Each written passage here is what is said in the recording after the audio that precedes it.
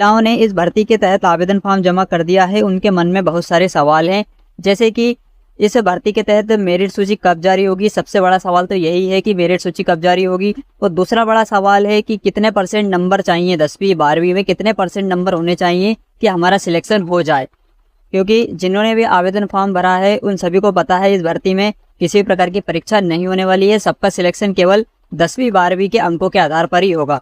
यानी कि 100 अंक इसमें निर्धारित किए गए हैं, उनमें से आपको कितने अंक प्राप्त करने होंगे तब जाके आपका सिलेक्शन हो पाएगा। ये सारी जानकारी आज इस वीडियो में हम आपको बताएंगे। ठीक है, इसके बाद हमने पहले आपको बता दिया कि सूची कब आएगी, इसकी भी जानकारी देंगे। दूसरा, अंकों के बारे में जानकारी देंगे। इसके अलावा तीसरा हम बताने वाले हैं कि आप अब तक इस भर्ती के तहत कितने फॉर्म जमा हो चुके हैं। तो इन सारे सवालों के जवाब आज इस वीडियो में हम देंगे, तो वीडियो को लास्ट तक देखिएगा। चैनल सब्सक्राइब नहीं किया है तो सबसे पहले आप चैनल सब्सक्राइब कर लीजिए, वीडियो को लाइक कर दीजिए। और चलिए अब बढ़ते हैं वीडियो में आगे, और आपको हम बता देते हैं कि इस भर्ती के तहत किस प्रकार से सिलेक्शन किया जाएगा, कितने % पर आपका सिलेक्शन हो जाएगा और सूची कब जारी होगी। तो चलिए जानते हैं सारी जानकारी। भर्ती के लिए जो आधिकारिक वेबसाइट पर निर्देश दिए हैं उसी निर्देश में से हम आपको ये जानकारी दे रहे हैं, तो इसको आप बिल्कुल ध्यान से समझ लीजिएगा ताकि आपको किसी भी तरह का कंफ्यूजन ना हो। तो यहाँ पर आप देखेंगे आंगनबाड़ी कार्यकर्ता की नियुक्ति हेतु निर्धारित अंक की जो योग्यता सूची होती है, मापदंड होता है, वह क्या है। विकासखंड स्तरीय चयन समिति द्वारा आंगनबाड़ी केंद्रवार योग्यता सूची यानी कि मेरिट लिस्ट तैयार की जाएगी। जैसा कि आपको हमने पहले भी बताया है कि इस भर्ती में आपकी मेरिट लिस्ट बनेगी, उसी के आधार पर आपका चयन होगा। अब योग्यता सूची तैयार करने हेतु अधिकतम 100 अंक निर्धारित किए गए हैं। इस भर्ती में एक 100 अंक निर्धारित है, 100 में से जिनके सबसे ज्यादा नंबर होंगे उनको ही सिलेक्ट किया जाएगा। तो अब इन अंकों का विवरण किस प्रकार है, किस तरह से आपको अंक दिए जाएंगे, चलिए इसके बारे में सब समझ लेते हैं। तो पहला है अनुसूचित जाति जनजाति की अभ्यर्थी महिलाएं। अगर आपके गांव में से SC या फिर ST वर्ग की महिला ने आवेदन फॉर्म जमा किया है तो उनको सिर्फ कैटेगरी के आधार पर ही 5 अंक दिए जाएंगे। उदाहरण से समझते हैं, जैसे आपके गांव में कोई भी आंगनबाड़ी कार्यकर्ता या फिर सहायिका का पद खाली है और वहां आपने SC और ST आवेदक महिलाओं ने आवेदन किया है और उसी में OBC या फिर सामान्य वर्ग की महिला ने भी आवेदन फॉर्म जमा किया है, तो OBC और सामान्य वर्ग की महिला को छोड़कर SC ST वर्ग की जो महिलाएं हैं उन्हें 5 अंक सिर्फ कैटेगरी के आधार पर मिलने वाले हैं। ठीक है, अब दूसरा पॉइंट समझ लेते हैं, गरीबी रेखा से नीचे जीवन यापन करने वाले परिवार की महिला। अब किसी महिला के परिवार के पास या फिर महिला के स्वयं के पास BPL राशन कार्ड है, महिला के परिवार के पास BPL राशन कार्ड है तो उसे फिर से 5 अंक मिलेंगे। अब देखिए यहाँ पर SC ST वर्ग की महिलाओं को 5 अंक तो केवल कैटेगरी के आधार पर मिल गए। अब उन्हें अगर उनके पास BPL राशन कार्ड है तो 5 अंक और मिल जाएंगे। ठीक है, अब आते हैं तीसरे पॉइंट पे। तीसरा पॉइंट है विधवा, परित्यक्ता, तलाकशुदा, 30 वर्ष से अधिक आयु की अविवाहित महिला। अब अगर आपके साथ किसी ऐसी महिला ने आवेदन फॉर्म जमा किया है जो विधवा है, परित्यक्ता है, तलाकशुदा है या फिर जिसकी आयु 30 वर्ष से अधिक है और वह अब तक कुंवारी है, तो उसको फिर से 5 अंक दिए जाएंगे। ठीक है, अब बढ़ते हैं चौथा पॉइंट। चौथा पॉइंट है आंगनबाड़ी केंद्रों की सहायिका, पूर्व की मिनी आंगनबाड़ी कार्यकर्ता, आशा कार्यकर्ता, उषा कार्यकर्ता, पूर्व में अन्य स्थान पर आंगनबाड़ी कार्यकर्ता के रूप में 5 वर्ष का कार्य अनुभव। तो देखिए, अगर कोई महिला ऐसी है जिसने आवेदन जमा किया है और इन सब में कार्यरत है या पहले से उसके पास 5 वर्ष का आंगनबाड़ी से जुड़े किसी भी कार्य में अनुभव है, कार्य का 5 साल का, तो उसको फिर से 5 अंक मिल जाएंगे। शैक्षणिक योग्यता के आधार पर अंक मिलेंगे, तो उसका क्या है यहाँ पर आप जान लेते हैं। तो 5वां पॉइंट हम आपको बताते हैं एजुकेशन से रिलेटेड। तो हायर सेकेंडरी कक्षा में प्राप्त 40% तक 25 अंक एवं 40% से अधिक अंक में प्रत्येक 2% पर 1 अंक मिलेंगे। जैसे आपने 10वीं या 12वीं परीक्षा पास की है, मान लेते हैं हम आपने 12वीं परीक्षा ही पास की है और 12वीं परीक्षा में आपके 40% या फिर इससे अधिक अंक बने हैं, तो इसका आपको सीधे सीधे 40% अगर है, 40% से कम है तो आपको 25 नंबर मिलेंगे। ठीक है, अगर 40% से ज़्यादा आपके अगर % हैं तो फिर आपको अंकों में प्रत्येक 2% पर 1 अंक मिलेंगे। समझ गए?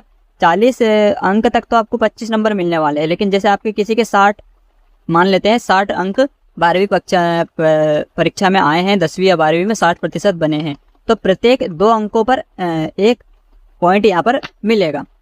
ठीक है, प्रत्येक 2 अंकों पर 1 पॉइंट मिलेगा, यानी कि अगर 40 से 20 ज़्यादा है तो आपको यहाँ पर 10 पॉइंट मिलने वाले हैं। इस प्रकार से आप इसका कैलकुलेशन कर सकते हैं।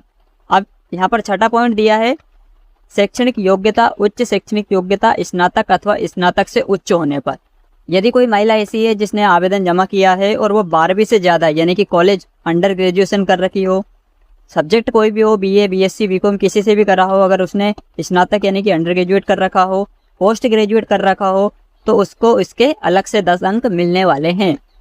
अब बोनस अंक की बात कर लेते हैं तो आंगनबाड़ी कार्यकर्ता, पूर्व की मिनी आंगनबाड़ी कार्यकर्ता, आंगनबाड़ी सहायिका की सेवा काल के दौरान आकस्मिक मृत्यु, प्राकृतिक दुर्घटनावास होने पर मृतक कार्यकर्ता सहायिका की बेटी यदि योग्यता रखती है तो संबंधित आंगनबाड़ी कार्यकर्ता, आंगनबाड़ी सहायिका, पूर्व की मिनी आंगनबाड़ी कार्यकर्ता की अविवाहित विधवा, परित्यक्ता बेटी या परिवार पर आश्रित हेतु इसको अलग से 10 अंक मिलेंगे।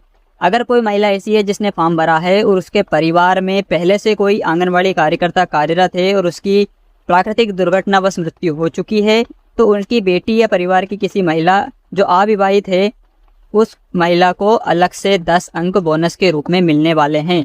तो इस प्रकार अंकों का वितरण किया जाएगा और कुल करीब 100 अंक का ये मेरिट लिस्ट तैयार की जाएगी।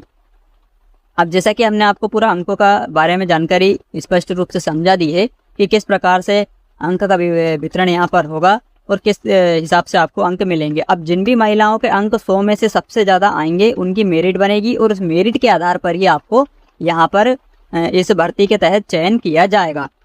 अब देखिए ओबीसी या फिर अनरिजर्व यानी कि सामान्य परिवार की जो महिलाएं हैं उन्होंने अगर आवेदन फॉर्म जमा किया है और उनके गांव में से कोई एससी एसटी वर्ग की महिला जो कि गरीबी रेखा से नीचे जीवन यापन करती है और उसने यदि फॉर्म जमा किया है और वो अंडर ग्रेजुएट यानी ग्रेजुएशन भी पास कर चुकी है तो सीधे तौर पर उसके 20 अंक यहाँ पर बढ़ने वाले हैं आपकी तुलना में।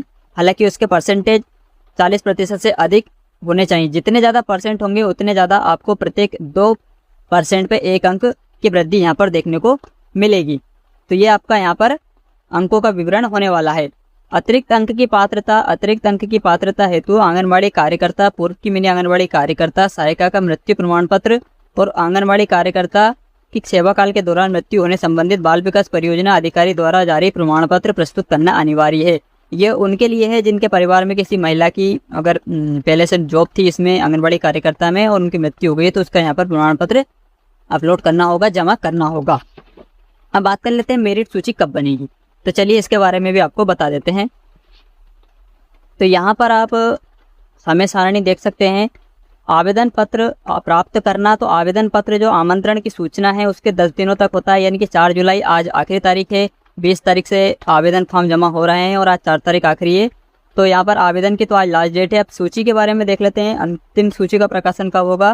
तो ये आवेदन फॉर्म की लास्ट डेट के 15 दिनों के अंदर, यानी कि आज 4 जुलाई है तो इसके बाद 15 दिनों के अंदर कभी भी आपकी सूची पोर्टल पर जारी की जा सकती है। इसके बाद अंतिम सूची का प्रकाशन होगा, दावे आपत्ति होंगी और नियुक्ति पत्र जारी 2 दिवस के अंदर होगा अंतिम सूची जारी होने के बाद। फिर इस यहाँ पर आप पूरा समय सारणी देख सकते हैं।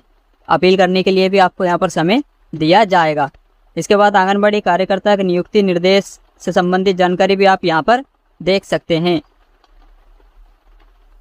तो दोस्तों ये थी आंगनबाड़ी कार्यकर्ता और सहायिका के पदों पर निकली भर्ती से संबंधित महत्वपूर्ण जानकारी।